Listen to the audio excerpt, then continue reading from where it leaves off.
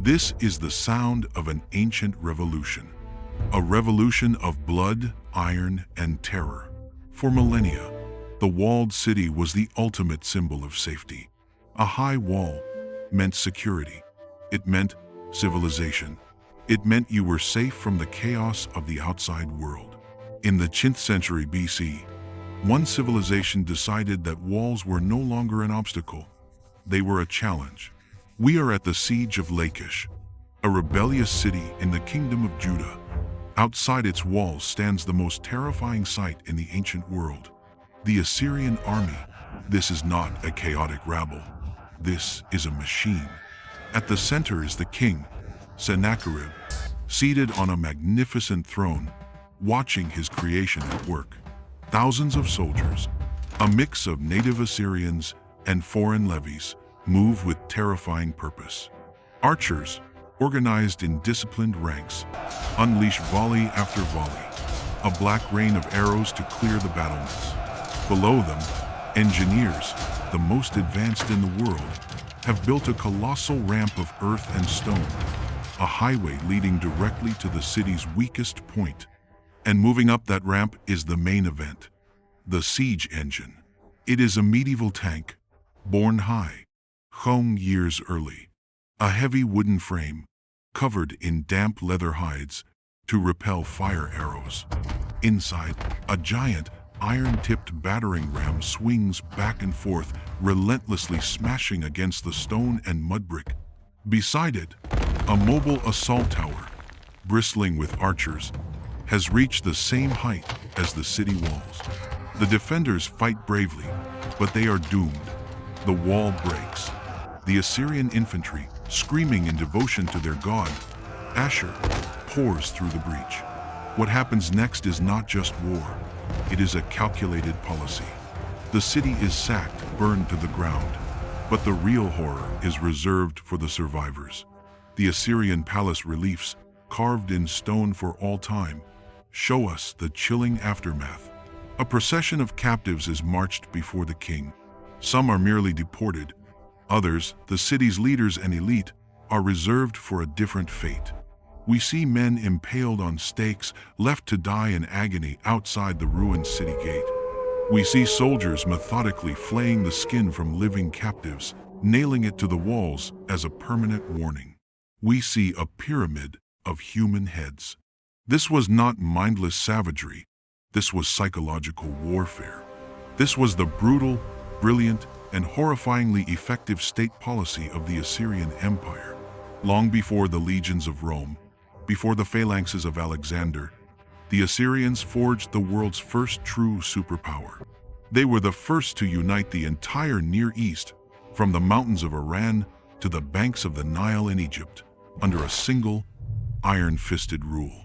They were the architects of the imperial blueprint, a professional standing army, a network of provincial governors, a system of highways, and a brutal strategy of terror and mass deportation that held an empire together for 3 centuries.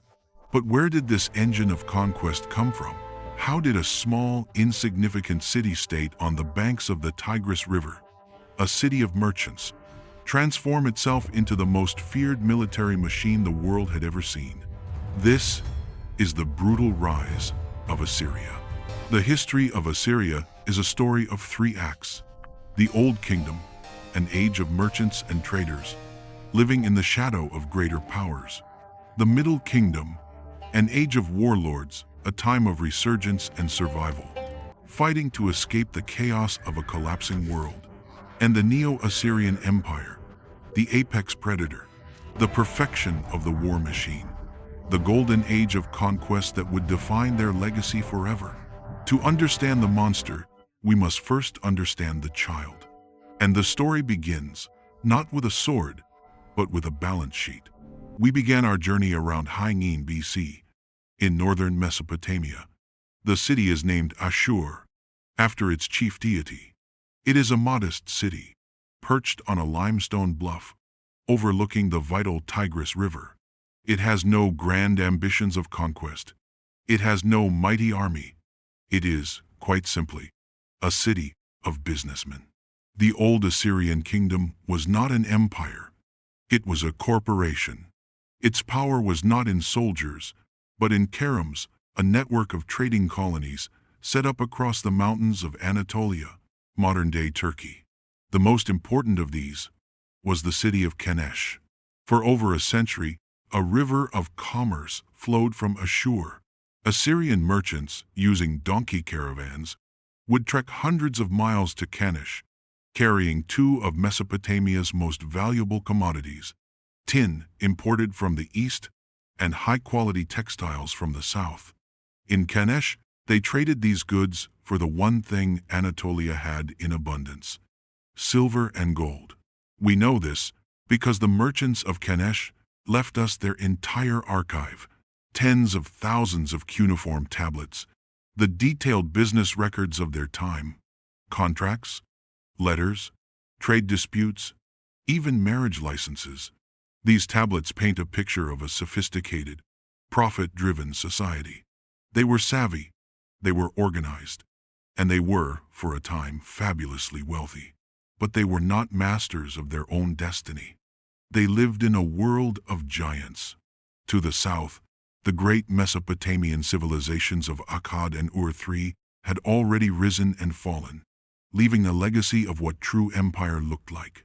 Ashur was a junior partner, a small player. Their brief, first taste of real power came not from one of their own, but from an outsider.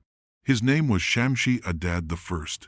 He was an Amorite, a Westerner, like many of the new strongmen carving up Mesopotamia. Around Mutnin Tam Chumletam BC, he conquered Ashur and incorporated it into his new kingdom of Upper Mesopotamia. Shamshi-Adad was a brilliant administrator.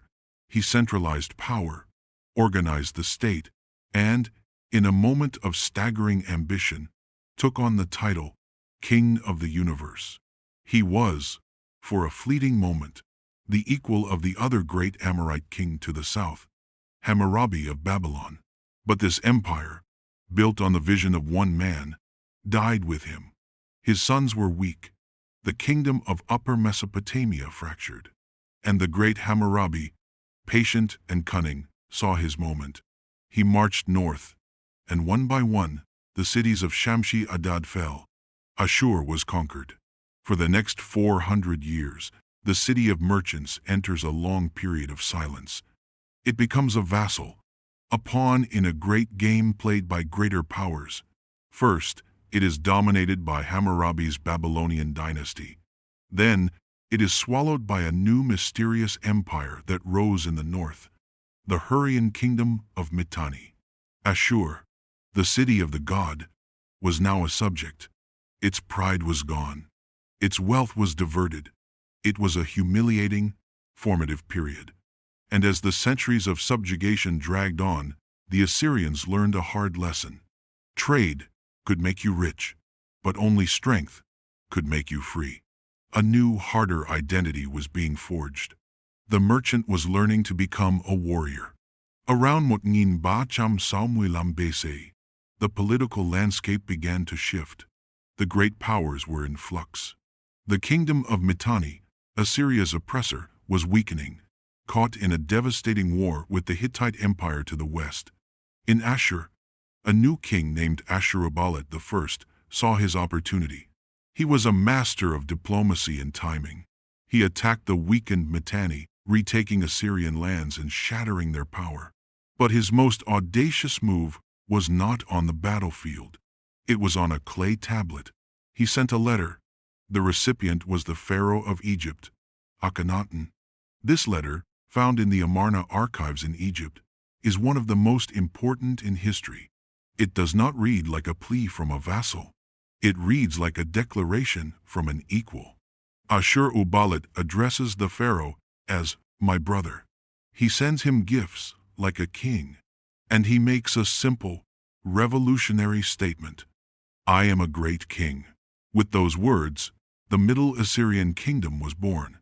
Assyria had forced its way onto the world stage, joining the great powers club alongside Egypt, Babylon, and the Hittites. And with this new status came a new kind of king. The merchant was gone. The warlord had arrived. The kings who followed Ashurbanipal were military men, defined by their campaigns.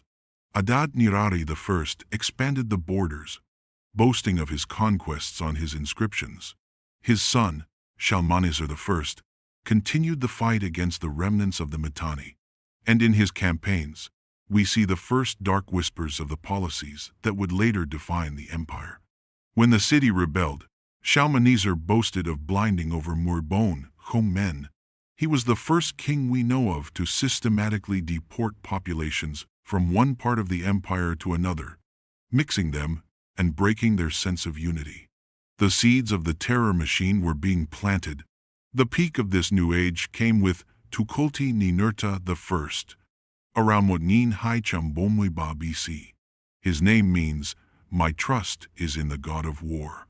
He was the perfect embodiment of this new Assyrian spirit. He was relentless, pious, and pathologically driven. His greatest target was Assyria's old rival, Babylon. Tiglath-Pileser marched south, defeated the Babylonian king, and did the unthinkable. He conquered Babylon itself.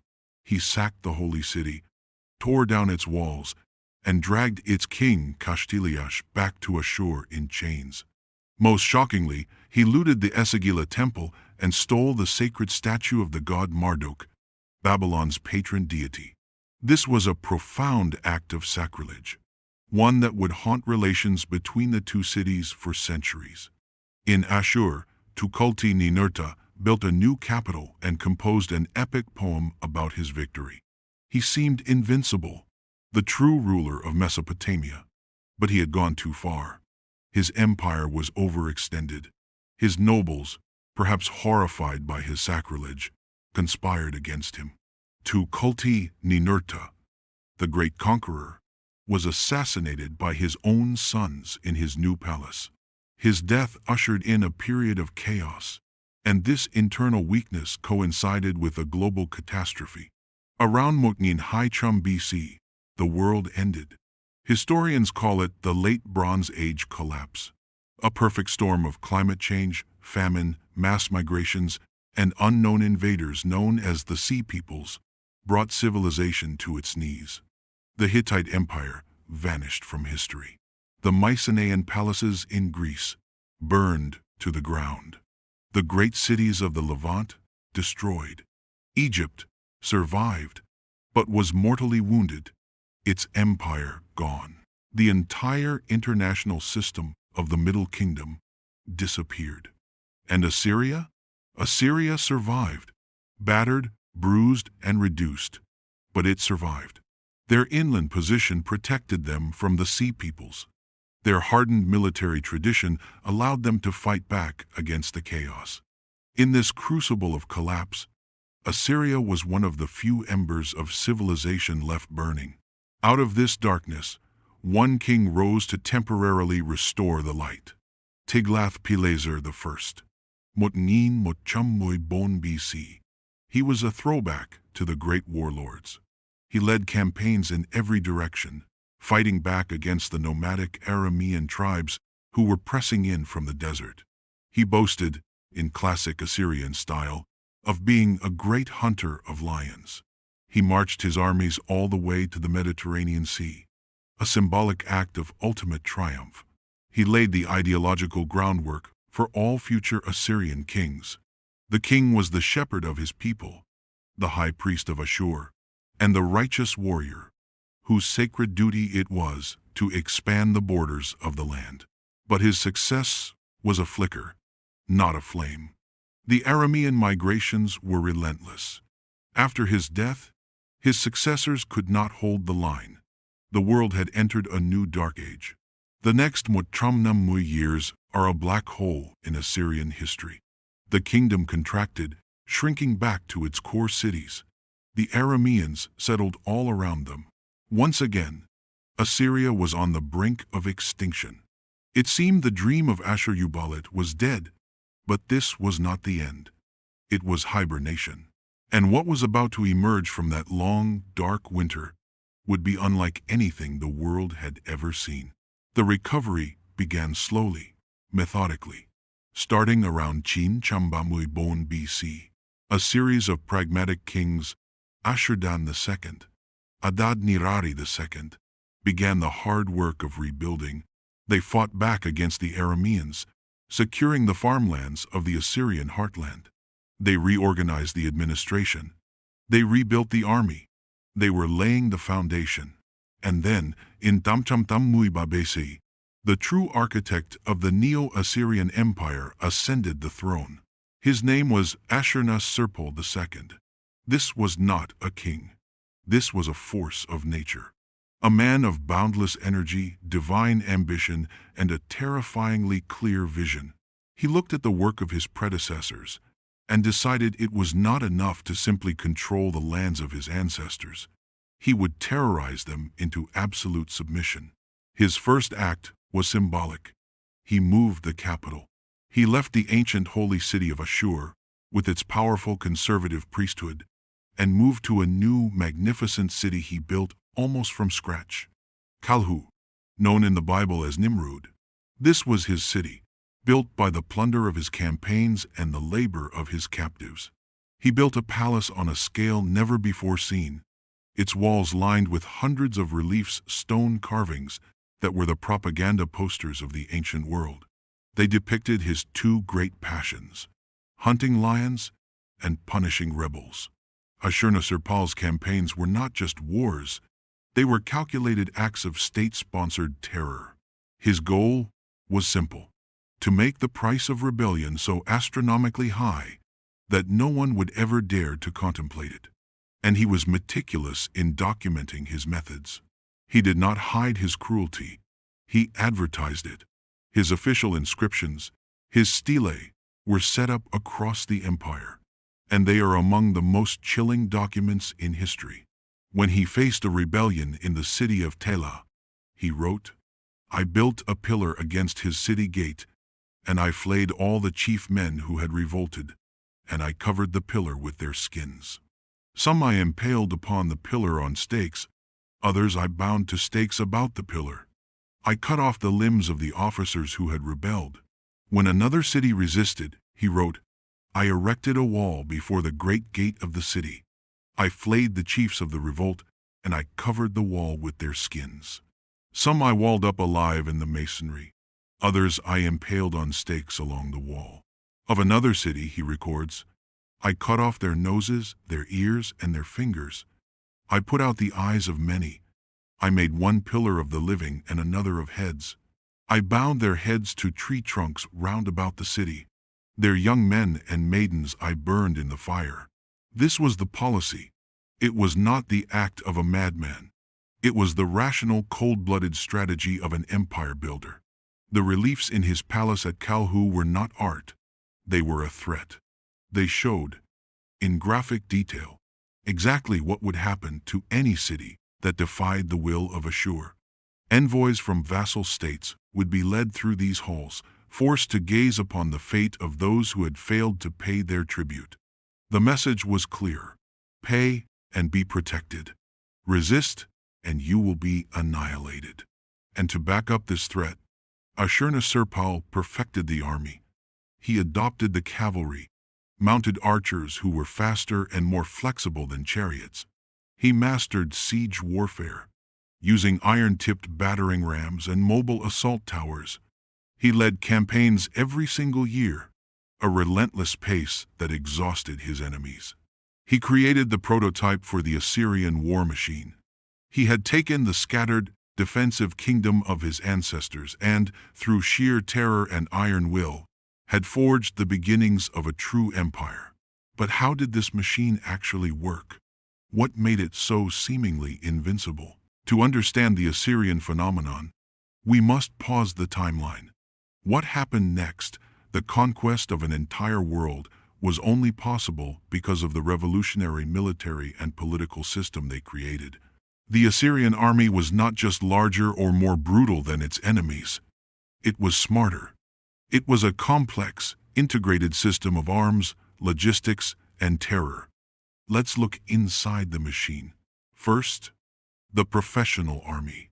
For most of ancient history, armies were not professional.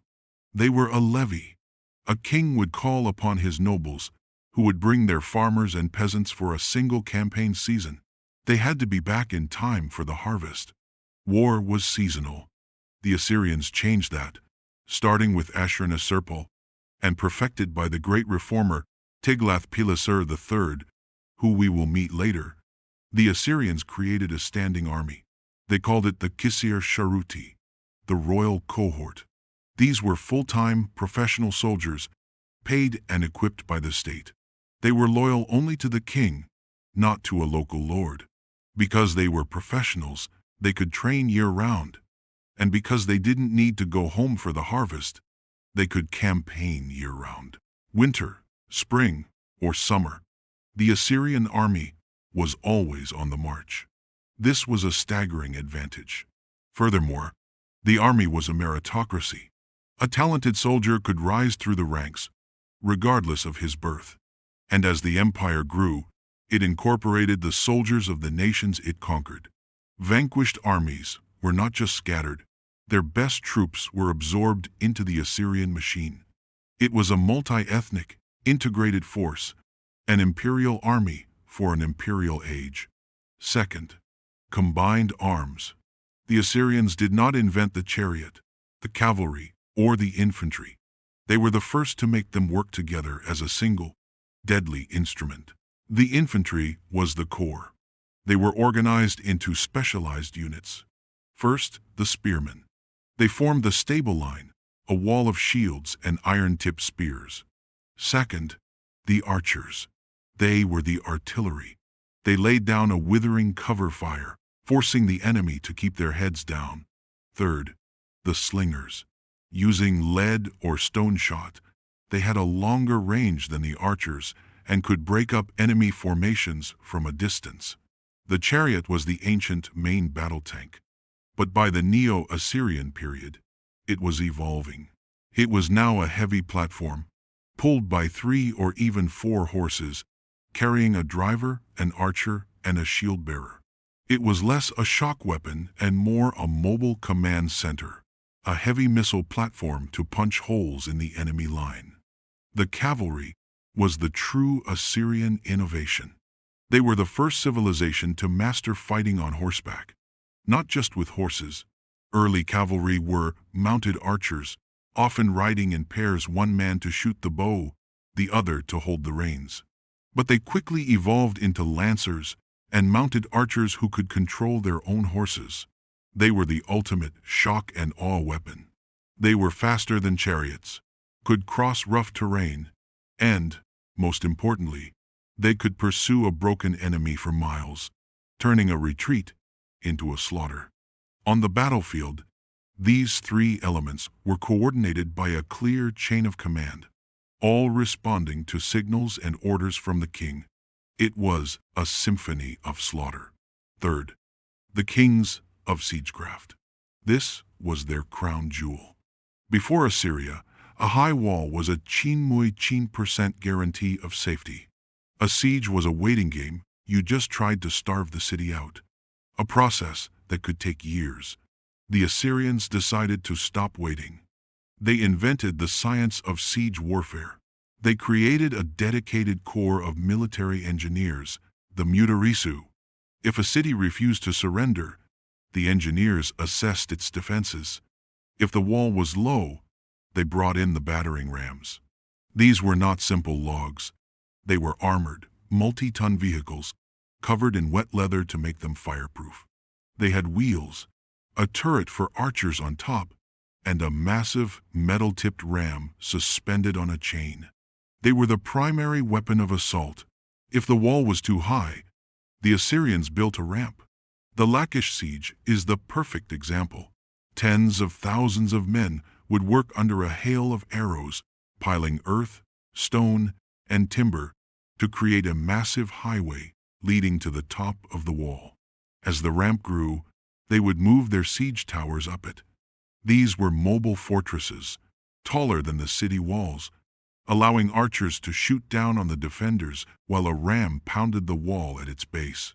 If the ground was too hard for a ramp, they used sappers. These were military miners who would dig underneath the enemy walls, lining the tunnels with wooden supports. Then, they would set the supports on fire, causing the tunnel and the section of wall directly above it to collapse. No wall was high enough. No foundation was deep enough. No city was safe. The Assyrians had systematically solved the problem of the walled city, and in doing so, they had made conquest an industrial process. Fourth, the policy of terror. This was the software that ran the machine. As we saw with Ashurbanipal, the brutality was the point. It was calculated propaganda. The goal was to ensure a city never resisted in the first place. When the Assyrian army arrived at a new city, the choice was simple. Option A: surrender, open the gates, pay the tribute, and become a vassal of Ashur. In this case, the city would be spared. The king's propaganda would praise his own mercy. Option B: resist. If the city resisted, the full power of the machine was unleashed. The siege was total. And when the city fell, the punishment was designed to be remembered for generations.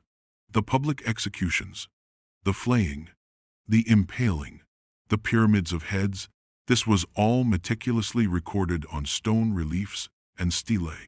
These images were then carried by envoys to other cities, a clear warning of their fate should they also choose defiance. It was brutal, but it was brutally efficient. It saved Assyrian lives and resources by making the idea of a fight more terrifying than surrender. And fifth, the logistics of terror, mass deportation.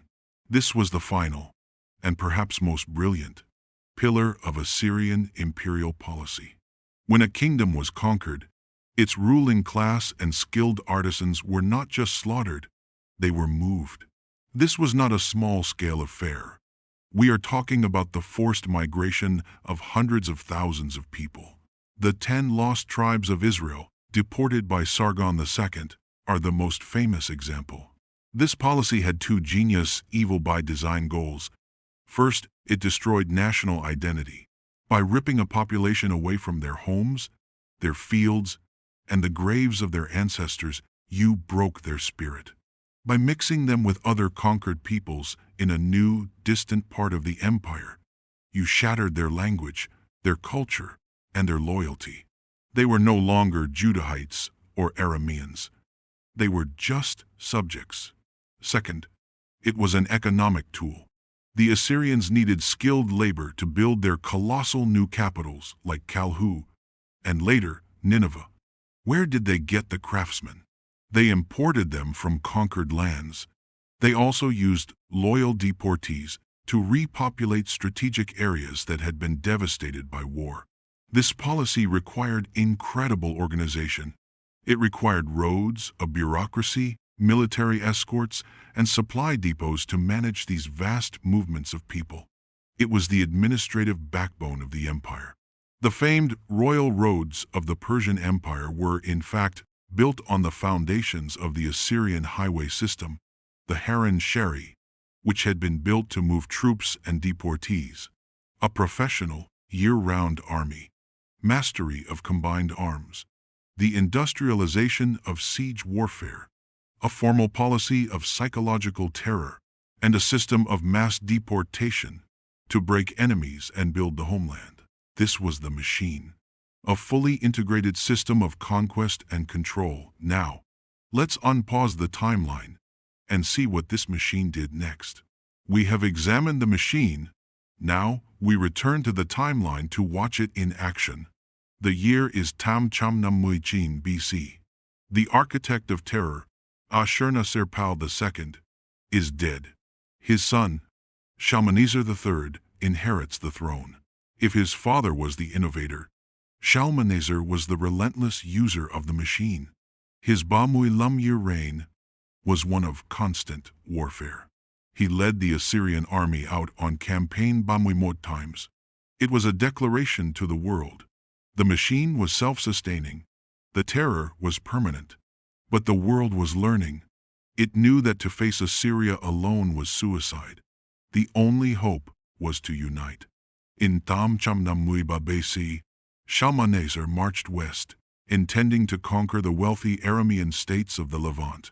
What he found was something new. A vast coalition of 12 kings had assembled to stop him. This was the Battle of Qarqar. It was a clash of titans. On one side, Shalmaneser and the Assyrian machine. On the other, a grand alliance led by Hadadezer of Damascus, and featuring a surprising partner, King Ahab of Israel, who, according to Assyrian records, contributed home chariots to the fight. Shalmaneser, in his typical Assyrian fashion, boasted of an overwhelming victory. His inscriptions claim, "I defeated them. I made their blood flow like the river. I filled the plain with their scattered corpses." But the political reality tells a different story. He didn't capture Damascus. He didn't conquer the Levant. He turned back. The battle was, at best, a bloody stalemate. The machine, for the first time, had been stopped. The united resistance had held. Shalmaneser would spend the rest of his life trying to break this Western alliance. He did eventually find success. We have a monument, the famous Black Obelisk, which shows his triumph. On it, we see a king, Jehu, son of Omri of Israel, bowing in the dust at Shalmaneser's feet, paying tribute. It is the first known depiction of an Israelite king in history. Shalmaneser had proven that Assyria's will was stronger than any alliance. But the cost of this constant warfare was immense. Shalmaneser's long reign ended in weakness. His own son led a massive civil war against him, tearing the empire apart. And for the next Tammuz years after his death, the machine sputtered. This was a period of stagnation. The kings who followed were weak. The powerful nobles, like the Tortanu, the commander-in-chief, became the real power behind the throne, ruling like independent lords. Enemies, like the rising mountain kingdom of Urartu to the north, grew powerful, stealing Assyrian territory. The empire was fraying. It had grown too fast, and its internal structure was failing. It seemed the Assyrian experiment had peaked. It needed a reset. It needed a revolution. That revolution came in the year Elam BC, in the form of a bloody coup. The army, frustrated with the weak king and the failing state, rose up. They placed a new man on the throne. We do not know his original name. He was a usurper, but he was arguably the most important and brilliant king in Assyrian history. He took the throne name Tiglath-Pileser III. Tiglath-Pileser was not just a warlord. He was a reformer, a genius. He looked at the failing state and rebuilt it from the ground up. He was the one who formalized the machine. First, he shattered the power of the rebellious nobles. Second, he created the permanent standing army we discussed, paid for by the state. Third, he perfected mass deportation, not just as a terror tactic, but as a systematic policy of imperial integration, scattering populations and creating a new, blended imperial identity. And fourth, he solved the Babylon problem. Instead of just conquering it, he marched south, entered the holy city, and had himself crowned king of Babylon, in addition to king of Assyria. He created the dual monarchy. He didn't just save the empire. He created the mature Assyrian Empire. His successors would be known as the Sargonid dynasty, the pinnacle of Assyrian power. The first, Sargon II, was also a usurper, a brilliant general who took his name from the legendary Sargon of Akkad to legitimize his rule. His name is forever linked to one of history's great tragedies. In Chum-Hai-Mui-Hai BC, he finished a siege his predecessor had started. He conquered the city of Samaria, the capital of the northern kingdom of Israel. And then, he enacted Tiglath-Pileser's policy. His records state, "I besieged and conquered Samaria.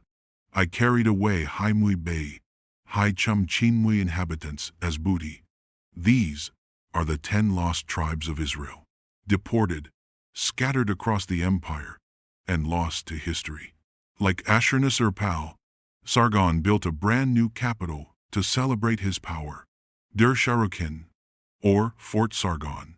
It was a city of breathtaking scale, built to be the center of the universe. But it was cursed. Sargon was killed in battle, a deeply shameful end for an Assyrian king. His body was never recovered. His son, Sennacherib, took the throne in Beit Chumler Bon BC. Haunted by his father's death, Sennacherib abandoned the cursed city of Dur-Sharrukin. He would build his own capital. He chose the ancient but modest city of Nineveh. Sennacherib was not just a king, he was an engineer. He transformed Nineveh into the wonder of the world.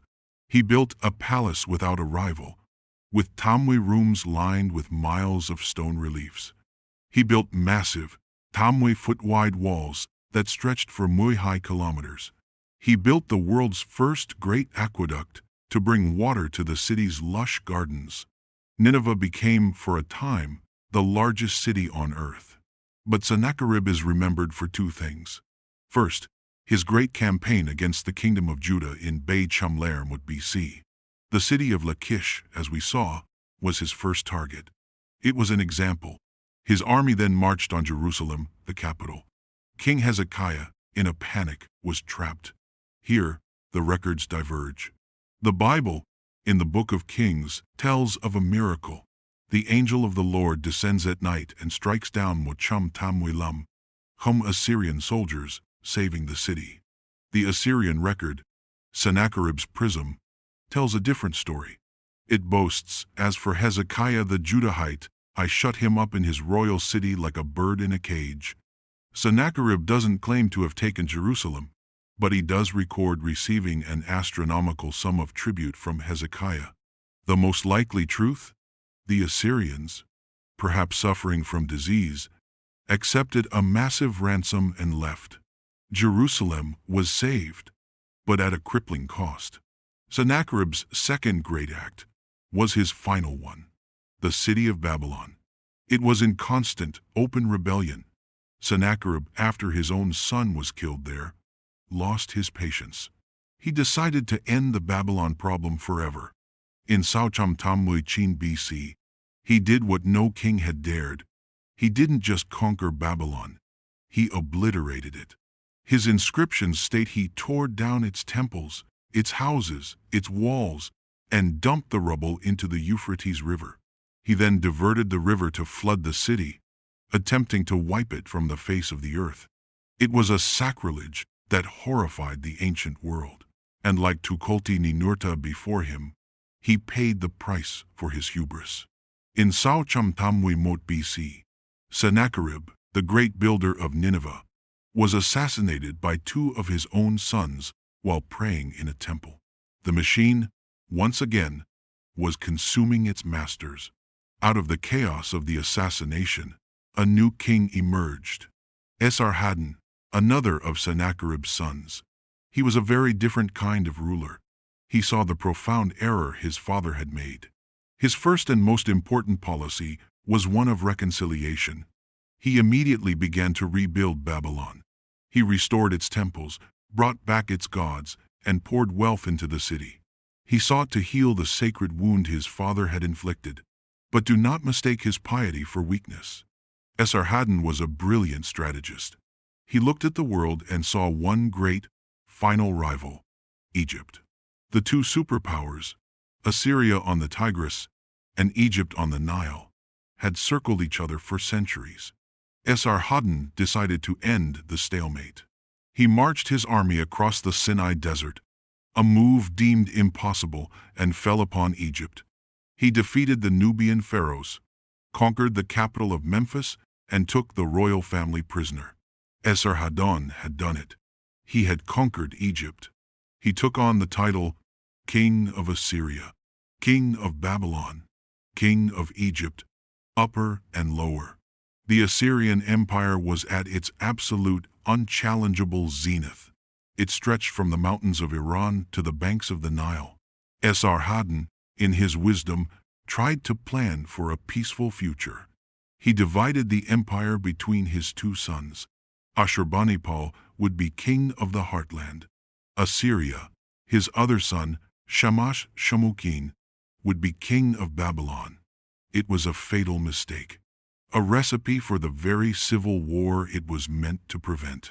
In Saucham Salmuichin BC, Ashurbanipal took the throne. He is the last great king of Assyria. He is a paradox, the warrior scholar. On the one hand, he was a ruthless and brilliant military commander. He had to reconquer Egypt, and in Saucham Salmuiba BC, he marched his armies all the way to the southern capital of Thebes, the holy city of the god Amun. He sacked it, plundered its temples. The fall of Thebes sent a shockwave of terror across the entire ancient world. To the east, he fought a long, brutal war with the kingdom of Elam. He finally captured their capital, Susa, and in a final act of Assyrian vengeance, he erased them from history. His reliefs boast of sowing the ground with salt and carrying off their gods. But this same man was a passionate intellectual. Ashurbanipal was obsessed with the fear that wisdom was being lost. He sent scribes to every corner of Mesopotamia with a single order: find and copy every clay tablet, every piece of knowledge, every ancient story. In his palace at Nineveh, he assembled the first truly great, systematically collected library in history. It is because of this barbarian king that we, today, can read the Epic of Gilgamesh. It is because of his library that we know the creation myths, the laws, and the science of Sumer and Babylon. But the end was near. His brother in Babylon, Shamash-Shum-Ukin, predictably rebelled. This sparked a 4-year-long, devastating civil war that pitted Assyrian against Assyrian. Ashurbanipal won. He sacked Babylon again. But the victory was Pyrrhic. The empire was gutted. The army was exhausted. The treasury was empty. The heartland was drained of men. Ashurbanipal, the last great king, died around Saucham Haimui-Bay BC. And then, nothing. He was followed by a series of weak, shadowy kings. The machine was leaderless. And the world, which had lived in terror of Assyria for Bacham years, saw its chance. The collapse was sudden, total, and catastrophic. 2 new powerful enemies had risen from the ashes of Assyria's conquests. To the east, the Medes, a powerful tribe from the mountains of Iran, united under King Cyaxares. To the south, the Babylonians, reborn and thirsty for vengeance, under a new king, Nabopolassar. These 2 ancient enemies, the Medes and the Babylonians, did the unthinkable. They formed an alliance. Their single unifying goal, the complete and total destruction of the Assyrian Empire. In Saucham-Libon BC, the allied army sacked Ashur, the holy city, the symbolic heart of the empire. And in Saucham-Lihai BC, the combined Mede-Babylonian army stood before the walls of Nineveh itself. The greatest city in the world, the city of blood, was besieged for 3 months. When it fell, it was not just conquered, it was annihilated. The city was looted, burned to the ground, and so utterly destroyed that its very location was lost to history for Num-Chum years. The remnants of the Assyrian army fled west, but they were hunted down. By Saucham-Larchin BC, it was over. The Assyrian Empire was not just defeated, it was extinguished. How? How could the most powerful, most organized, most terrifying military state in history disappear so completely? The answer is simple. The empire was a hollow shell, held together by one thing: fear. When the fear was gone, there was no loyalty left. The Assyrians had ruled by the sword, and they died by the sword. Their subjects did not mourn them. They celebrated their fall. The prophets of the Old Testament rejoiced at the news. But their legacy is not just one of blood and ruins. What they left behind changed the world. First, they left the military blueprint, the standing, professional army, the mastery of combined arms, the science of siege engineering. The Persians, the Macedonians, and the Romans all, in their own way, studied and adopted the Assyrian model. The Assyrians wrote the textbook on how to build an army of conquest. Second, they left the political blueprint. They invented the imperial system, a centralized state ruled by a king, a network of provinces run by governors who answered directly to the king, a system of royal highways for moving troops and messages, a common language, Aramaic, for administration. The Persian Empire, so often praised for its benevolent rule, was simply a rebranded Assyrian system. They adopted the provinces, the roads, the Aramaic script. They just wisely swapped the policy of terror for one of tolerance. Finally, and most ironically, is their cultural legacy.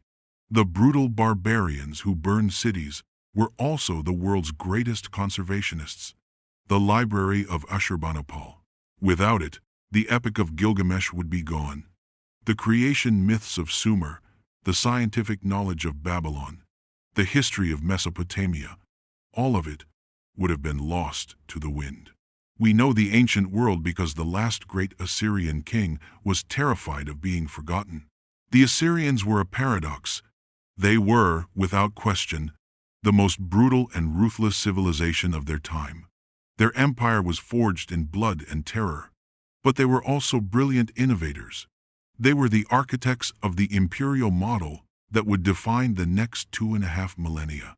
They were the first superpower, and their story is a timeless and terrifying lesson in the nature of power, how it is built, how it is maintained, and how swiftly and how totally it can be undone.